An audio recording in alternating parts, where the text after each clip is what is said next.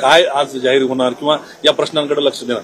म्हणजे जाहीर काय, आम्ही आता मेडिकल कॉलेजचं भूमिपूजनच या ठिकाणी केलं आणि आपल्याला माहिती आहे की किती अडचणीतनं ते मेडिकल कॉलेज तयार झालं, ते कशा प्रकारे ऍक्च्युली अमान्य करण्यात आलं होतं. मग आपण केंद्र सरकारकडे पुन्हा गेलो, केंद्र सरकारला ते समजवलं, त्याचं पुन्हा इन्स्पेक्शन केलं, त्याला नंतर निधी आपण उपलब्ध करून दिला. त्यामुळे मी एवढंच आश्वस्त करतो, ज्या घोषणा केलेल्या आहेत त्या सगळ्या पूर्ण होतील. आदिवासी विभागाचा निधी वाढवल्याचा विरोधक आरोप करतायत लाडकी बहीण योजनेसंदर्भात.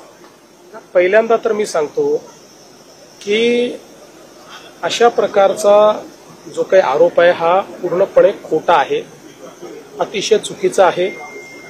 अर्थसंकल्पाची पद्धती ज्यांना समजत नाही अशी मंडळीच असा आरोप करू शकतात.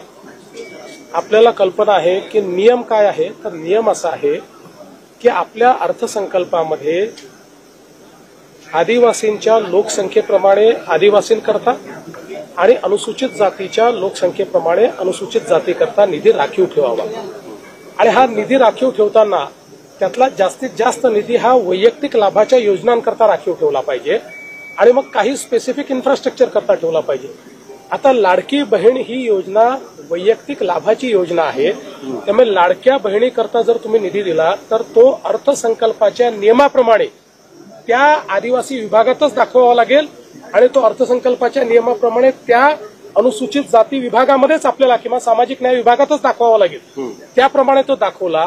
पण या संदर्भातला अजितदादांनी हाऊसमध्येच खुलासा केला की नुसता इथे पैसा दाखवला त्याच पैशात दाखवला असं नाही आहे, तर जवळजवळ 2.25 पटीनं या विभागांचं बजेट वाढवलेलं आहे आणि त्या ठिकाणी तो दाखवलेला आहे. त्यामुळे ही अकाउंटिंगची पद्धत आहे. कुठलाही पैसा पळवलेला नाही, कुठलाही पैसा बळवलेला नाही.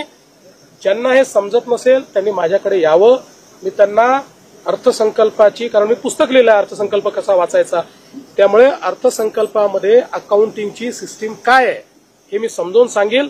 नियमामध्ये अशा प्रकारची तरतूद तिथेच दाखवावी लागते, ती योग्य प्रकारे दाखवलेली आहे. त्यामुळे यात कुठली बनवाबनवी नाही, यात कुठली फसवाफसवी नाही, हे स्पष्ट मी करू इच्छितो.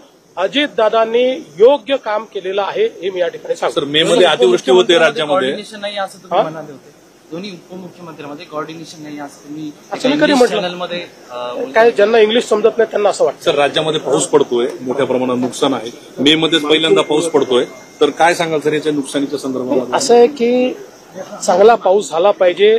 चांगला पाऊस झाला तर शेतकऱ्याचं भलं होतं. चांगला पाऊस झाला तर खरीपालाही फायदा होतो, रबीलाही फायदा होतो आणि अगदी उन्हाळी पिकापर्यंत पाणी पुरतं.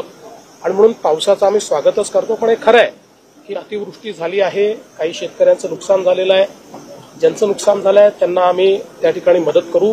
त्याचे ऑलरेडी स्टँडिंग ऑर्डर्स आम्ही दिलेले आहेत आणि यापुढेही आम्ही लक्ष ठेवून आहोत. बघा, शेवटी वातावरणातल्या बदलामुळे मान्सून हा विविध पद्धतीने येतो. म्हणजे समजा 105% मान्सून आला असं आपण ज्यावेळेस म्हणतो, त्यावेळेस अनेकदा त्यातला 50% मान्सून 4 दिवसात येऊन जातो आणि मग त्यातनं शेतीचं मोठ्या प्रमाणात नुकसान होतं. म्हणून मला असं वाटतं की आता या संदर्भात आम्ही लक्ष ठेवून आहोत.